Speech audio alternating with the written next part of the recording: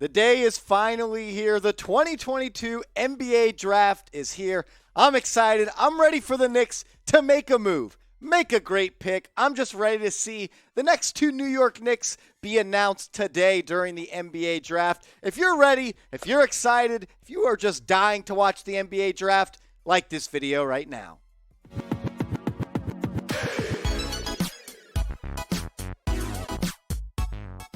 What's going on, everybody? Welcome into New York Knicks Now by Chat Sports. I'm your host, Marshall Green. And with the NBA draft just a couple of hours away, I thought it was only fitting that I get my final 2022 NBA mock draft out there. Who the Knicks will take at number 11, who the Knicks will take at number 42.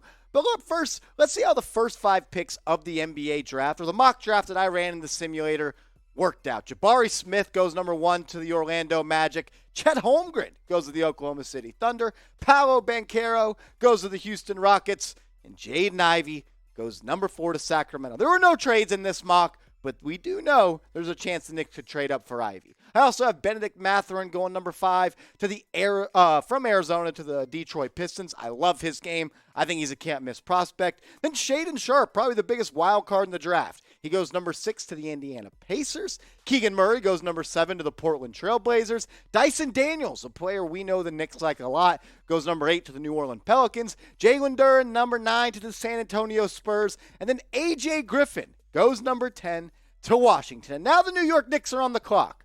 But before I tell you who I picked in this mock draft, let me know who you would pick in this situation. Some players we've talked about are off the board. Dyson Daniels is gone. Jalen Duren is gone. But let me know, if you were Leon Rose and you were about to call in who the Knicks were about to pick to Adam Silver, let me know the name you would pick for the 2022 NBA draft with pick number 11. And make sure you're subscribed to New York Knicks Now, because once the NBA draft ends later today, we're going to be putting out a draft grades video. But before that, you're going to get 3 videos today. One for the first, or 4 videos. One for the mock, one for the first round pick, one for the second round pick, and then an NBA mock draft grades for the New York Knicks. That video always pops off. And look, once the draft is done, we're not done posting videos. NBA free agency right around the corner. We're going to continue to do videos every single day. So go down right now, turn on your notifications, and hit that big red button. With the number 11 pick in the 2022 NBA draft, I selected Johnny Davis for the New York Knicks. In my opinion, he's the best pure bucket getter in the draft. He has the most advanced offensive game from a guard, in my opinion. He can score at all 3 levels. He's great around the rim. Left hand, right hand. He has an advanced mid-range package. He can also score with his back to the basket. He loves the one dribble pull-up fadeaway jumpers. He's a tough shot taker and a tough shot maker. This guy is a bona fide scoring machine. He's a microwave. When he gets hot, watch out, because he's going to get buckets in a flurry. He's ranked right now as the number 12 prospect by Kevin O'Connor of The Ringer. And this is what he did last year in college. He was one of the nation's leading scorers, 19.7 points per game, 8.2 rebounds. But the reason he's not a top 5 pick is because of his efficiency. At 42.7% from the field, 30% from 3.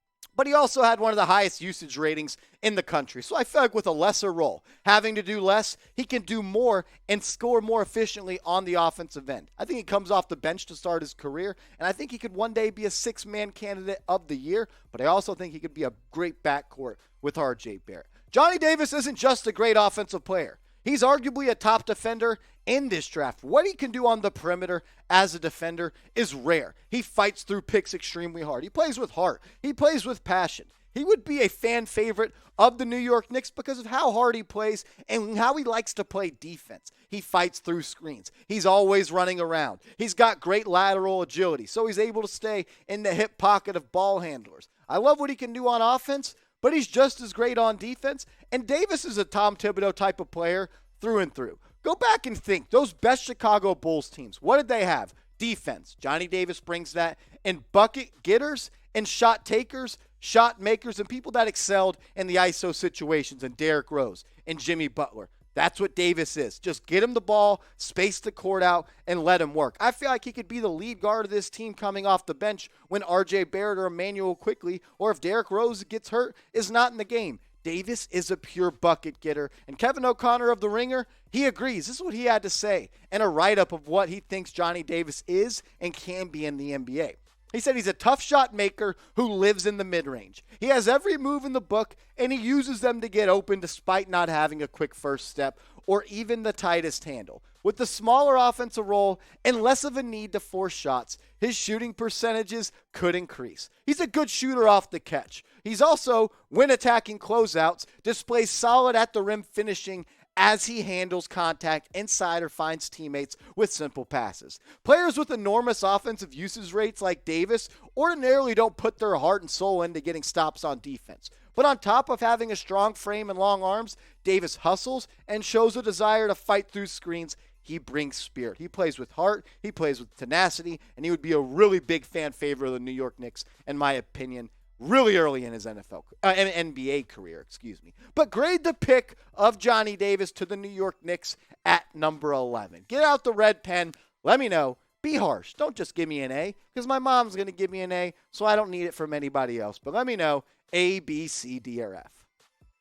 And make sure you watch the NBA draft and are tuned in to Chat Sports coverage of the NBA draft. We're going to be going live on our main Chat Sports channel that has over 300,000 subscribers. I'll be on there talking about the Knicks. My guy Chase Sr. and Harrison Graham, they're going to break down every pick as it rolls in, and we'll be well ahead of the ESPN broadcast, because once the pick is out there, we're going to get you the information as soon as possible. We're going to be partying, we're going to be taking shots, and we're going to be celebrating when the Knicks pick the next NBA Hall of Famer. But seriously, tune in, youtube.com/chatsportstv. With the 42nd pick in round 2 of the 2022 NBA draft, I had the New York Knicks selecting Kendall Brown, the forward out of Baylor. He is an excellent athlete who jumps out of the gym, a very versatile defender who uses his length to stifle smaller players. He's a 3-4 hybrid. I think he could be an elite defender, but he hasn't exactly shown that yet at the college game, but he has all the tools in his tool bag. He's long, he's athletic, an uber athlete. He can block shots, he can get up and rebound, and has shown flashes of developing his shot in the NBA, but he's not there yet. If this guy can become an elite three-point shooter or an average three-point shooter, I don't want to put elite out there, he could be a solid rotational piece in the NBA, and that's what you're looking for in the second round. This is what Kevin O'Connor had to say about Kendall Brown.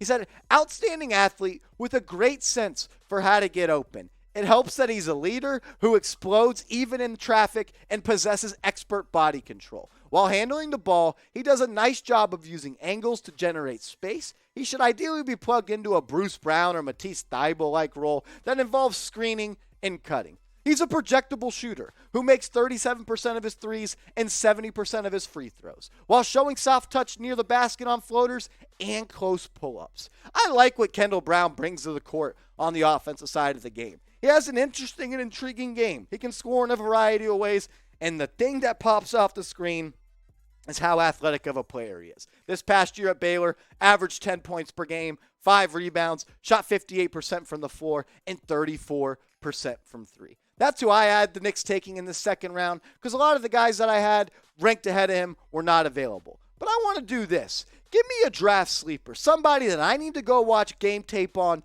right now before we get to the NBA draft tonight. Is there a guy in the second round that you think the Knicks should draft that's a can't-miss prospect? Let me know in the comment section. You guys are super smart. I'll be down there trying to get a lesson about who the next big draft sleeper is.